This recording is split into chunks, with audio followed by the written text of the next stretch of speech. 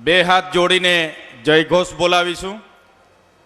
બે હાથની મુઠ્ઠી વાળીને ઊંચા હાથ કરીને બધા મારી સાથે નારા બોલાવશો। આપણી સામે જ વિધાનસભા છે અને વિધાનસભા સુધી આપણો બધાનો અવાજ ગુંજે એના માટે બધાએ જ બે હાથની મુઠ્ઠી વાળીને જોરથી બોલવાનું છે।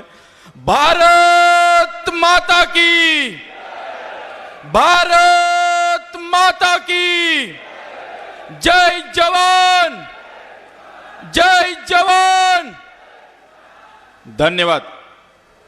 સોમનાથ દાદાના સાનિધ્યથી શરૂ થયેલી કિસાન બચાવો યાત્રા આજે ગાંધીનગર પહોંચી છે અને એના સમાપનમાં આપણા કટ્ટર ઈમાનદાર આપણા રાષ્ટ્રીય સંયોજક અરવિંદ કેજરીવાલજી પધારી રહ્યા છે। ત્યારે આજના કાર્યક્રમમાં મંચસ્થ ગુજરાત પ્રદેશના પ્રભારી એવા ગોપાલરાયજી, સાથે મારા સાથી ધારાસભ્ય ગોપાલ ઇટાલિયાજી, હેમંત ખવાજી, મહામંત્રી મનોજભાઈ સોરઠિયાજી અને મંચસ્થ તમામ મારા ક્રાંતિકારી સાથીઓ અને દૂર દૂરથી અહીંયા મોટી સંખ્યામાં ઉપસ્થિત થયેલા મારા વડીલો, મારી માતાઓ, મારી બહેનો, મારા યુવાનો, તમારી ઉપસ્થિતિ બતાવે છે કે આવનારી 2027માં ગુજરાતની વિધાનસભામાં આમ આદમી પાર્ટીની સરકાર બેસવાની છે।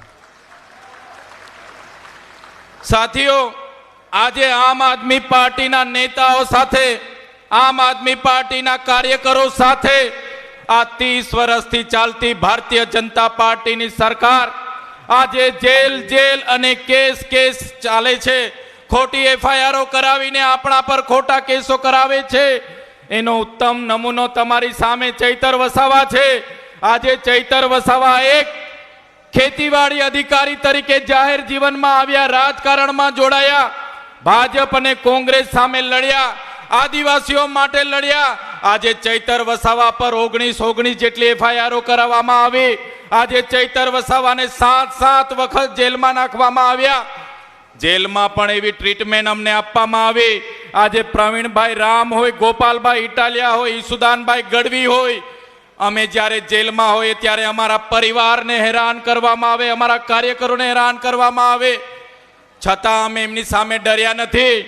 નાના મોટા લોકો હોય, આમ આદમી પાર્ટીના કાર્યકરોને આ પ્રકારે હેરાન કરવામાં આવે છે એમ કરીને પોતાના ઘર પર રાખેલો ઝંડો ઉતારીને પેટીમાં મૂકી દે।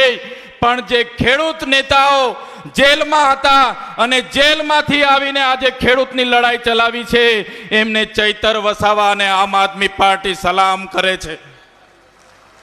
એ પ્રવીણભાઈ રામ હોય, એમની પૂરી ટીમને અમે સલામ કરીએ છીએ અને આમ આદમી પાર્ટી કટિબદ્ધ છે આવનારા દિવસોમાં ગુજરાતના તમામ વર્ગ માટે, એ ચાહે ખેડૂતો હશે, એ ચાહે વિદ્યાર્થીઓ હશે, એ ચાહે કર્મચારીઓ હશે, એ તમામ વર્ગ માટે આમ આદમી પાર્ટી આવનારા દિવસોમાં લડશે। સાથીઓ, હમણાં ગુજરાત વિધાનસભામાં અમે બધા હતા। ગુજરાત વિધાનસભામાં ગુજરાત સરકારે 4,08,053 કરોડનું બજેટ રજૂ કર્યું।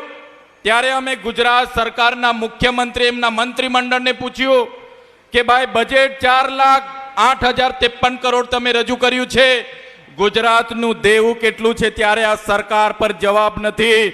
પણ આ મંચ પરથી તમને કહેવા માંગુ છું, આજે ગુજરાતમાં ભારતીય જનતા પાર્ટીએ બજેટ રજૂ કર્યું, એનાથી પણ વધારે દેવું ગુજરાતમાં ભારતીય જનતા પાર્ટીએ કર્યું છે।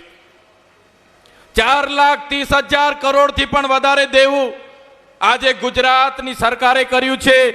એક બાળક જન્મ લે છે ત્યારે એ બાળક પણ દેવા સાથે જન્મે છે। સાથીઓ, આજે અરવિંદ કેજરીવાલજી આપણી મધ્ય પધારવાના છે। તમે બધા જાણ્યું હશે, એક એવો કેસ આ ભારતીય જનતા પાર્ટીની સરકારે, એમના મોદીજી, એમના અમિત શાહે ઊભો કર્યો।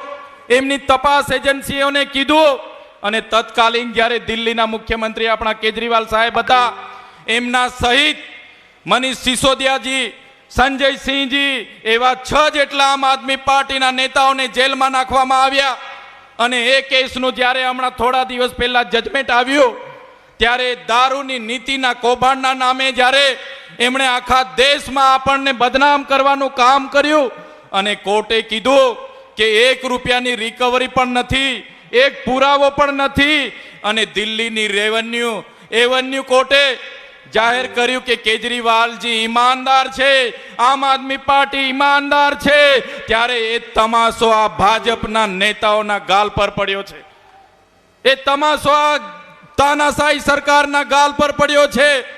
ત્યારે સાથીઓ, આ 30 વર્ષ પહેલા 50 વર્ષ આ ગુજરાતમાં કોંગ્રેસનું શાસન હતું. કોંગ્રેસે પણ ખેડૂતો પર લાઠીચાર્જ કર્યો હતો, આદિવાસીઓ પર લાઠીચાર્જ કર્યો હતો, વિદ્યાર્થીઓ પર લાઠીચાર્જ કર્યો હતો, બેરોજગારો પર લાઠીચાર્જ કર્યો હતો. અને આજે 50 વર્ષ બાદ 30 વર્ષ સુધી કોંગ્રેસ ગુજરાતમાં સત્તામાં નથી આવી. હવે આ ભાજપનું પણ અતિ થઈ ગયેલું છે. હવે ભાજપ એ જ નીતિ પર આપણી સાથે લાઠીચાર્જ કરે છે, આપણા નેતાઓને જેલમાં નાખે છે, ખેડૂતોની સાથે લાઠીચાર્જ અને ટીયર ગેસ છોડવામાં આવે છે. ત્યારે મારા તમામ સાથીઓને કહેવા માંગુ છું, આવનારા દિવસો એ પરિવર્તનના દિવસો છે અને આપણે બધાએ તાલુકા જિલ્લા પંચાયતમાં આવનારી ચૂંટણી માટે તૈયાર થઈ જવાનું છે.